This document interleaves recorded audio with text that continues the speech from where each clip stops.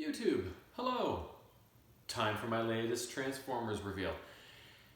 This guy, you'll notice I'm starting to move into some of the smaller, more microbot characters, and this guy is included amongst those, which really only the Autobots had those type of characters. The Decepticons did have some smaller characters, but they were mostly the cassette tapes and stuff like that. They didn't have kind of the smaller guys like Sea Spray last week, Power Glide I've done, Bumblebee, like the smaller guys. They mostly had either the tapes or guys that were, medium to big size to big. So the Autobots had a lot of these little microbot guys, and this character actually is very distinct. He didn't get a lot of screen time over the series, but he is a very distinct character, very distinct personality, and I actually have his toy from back in the day, and he was kind of one of my favorites as a kid. I don't know why, because like I said, he didn't get a lot of screen time, but for some reason I really liked him. And this Autobot in question is Beachcomber.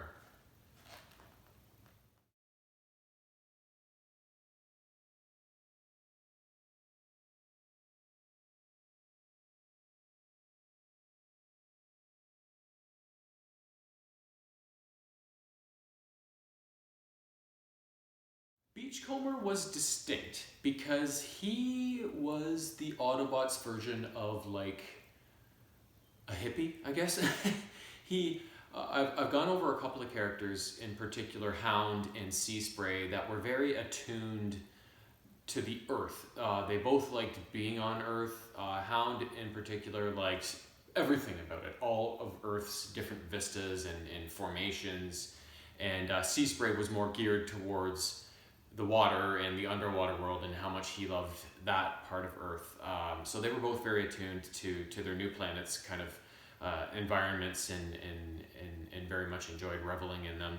Beachcomber is probably the most sensitive of those three characters. He was kind of, like I said, hippie-ish. He loved everything about Earth and especially about nature, all the different creatures, and he abhorred the fighting.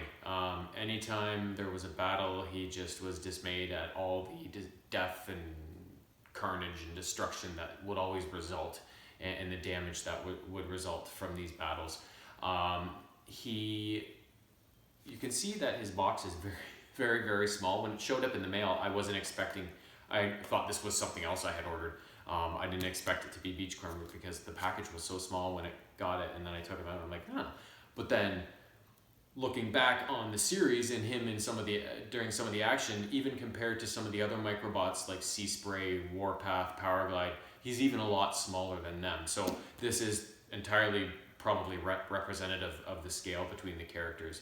And speaking of the series and his representation in it, here is a clip featuring a couple of those other microbots along with Beachcomber that kind of showcase his size, his alt mode, his personality, and kind of basically gives you a kind of a quick snapshot of who he was as an Autobot. So take it away.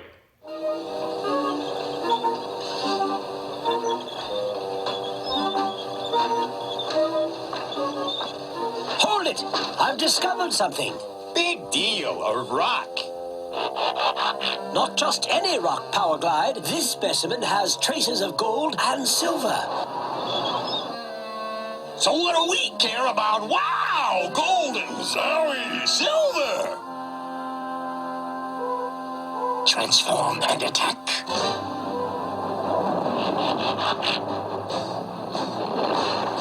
Decepticons!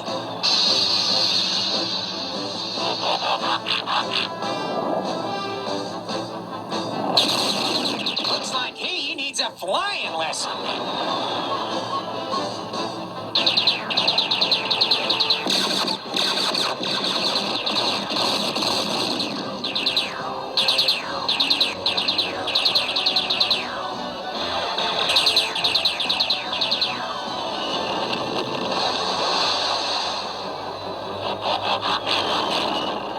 Enough!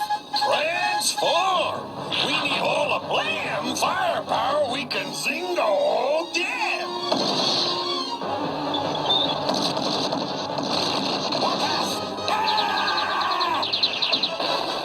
swing!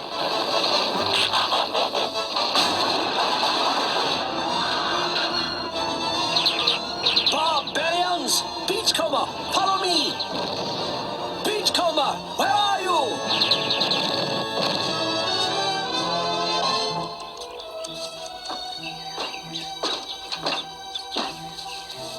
Oh my, it's paradise. Well, let's see if I can learn your language.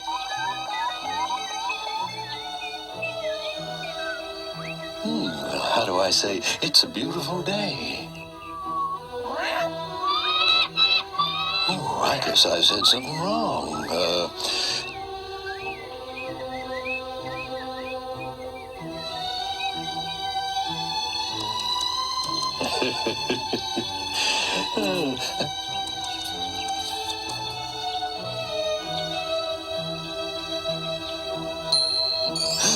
Great Maximus.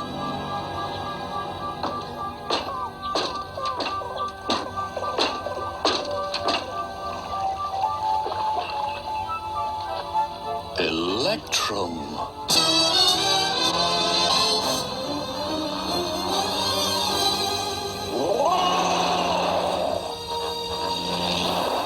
Oh, my head! Shoot me in the back, will you? Well, zam! Zam!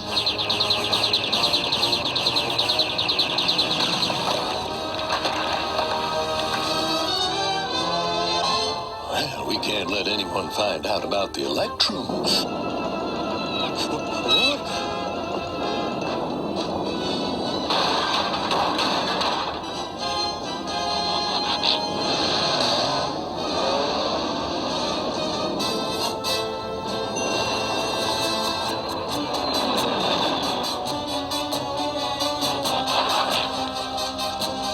Trust my man, you're about to become #1 Decepticon.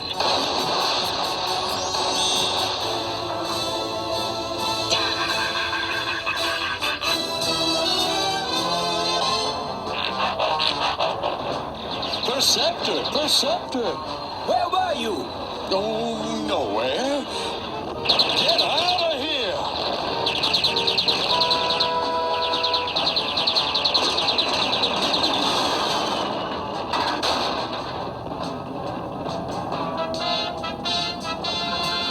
Surprise! Out of the way!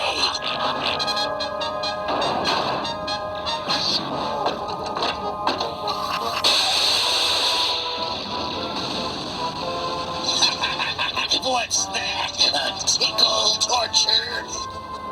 Bye, brother!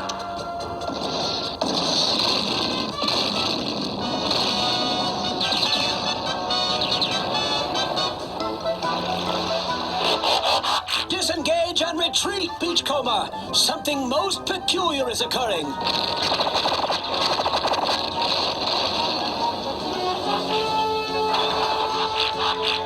Hot and cold blast, that'll crack him.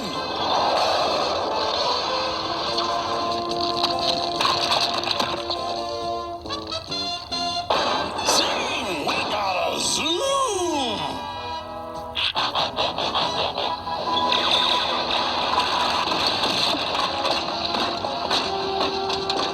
Well, what about the others?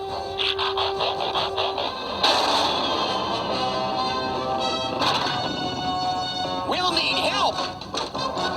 You know that scene there where he's found the Golden Lagoon and all the animals kind of come to him and he's petting them and they're kind of landing on him.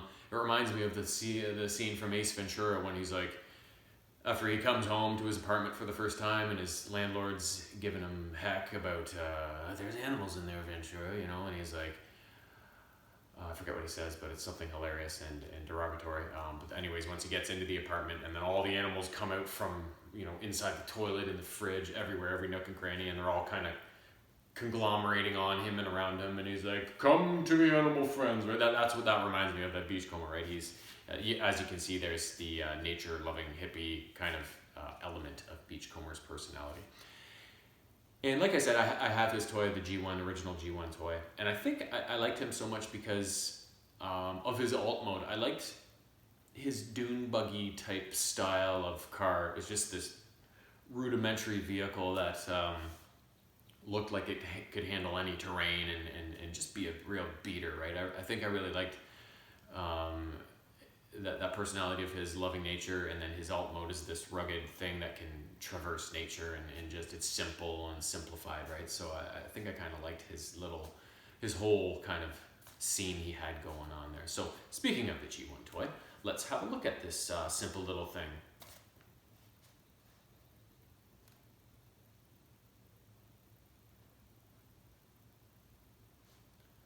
Yeah, so literally like 2 or 3 moves, 2 seconds to transform them. Fold out the front hood for the legs, flip up the head at the back, and then the arms are along the side. You can move them out and back if you want to. So very simple character, as all these microbots are.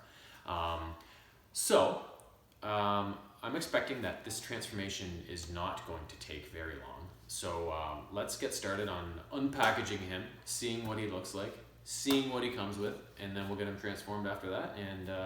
And Beachcomber will be in the books. All right, we'll get this wily rascal out of his box and see what he looks like. And as usual, it comes with the X-Transbots seal of safety and approval and such.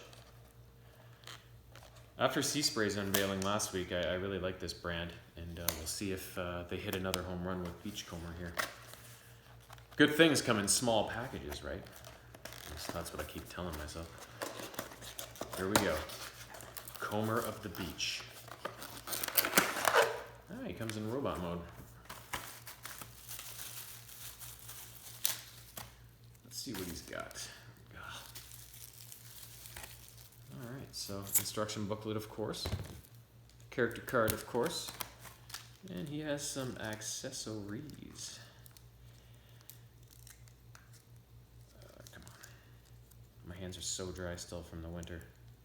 Just when it started to get warm, it got cold again. So he's got a couple of birds, a few birds in there. Oh, the golden hand from the Golden Lagoon. That's cool. An extra face, and of course a blaster of some sort. Yeah, so there's his gun. An extra face. There's his little golden hand you can put on him, as you saw in that clip. And then he's got 3 birds that we can probably place about him as per the Ace Ventura scene.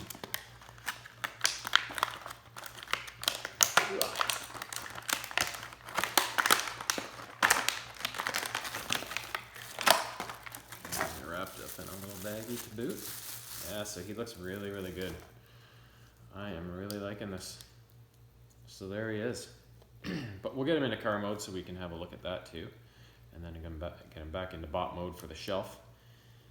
And we'll see how he all comes together. Stand up, fool!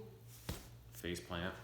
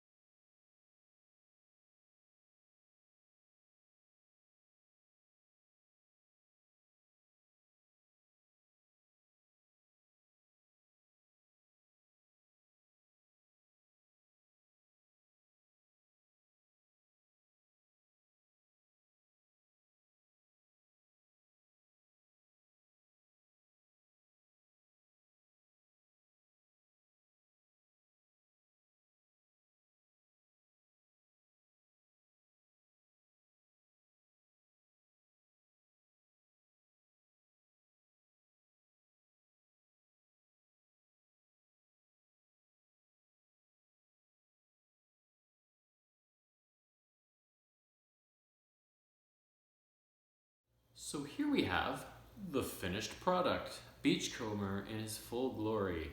Weapon lowered, bird on shoulder, hippie, dune buggy at his finest. I really like this toy. I don't know if you could tell from the time lapse, but the transformation, I thought, he's so small, this has got to be simple, right?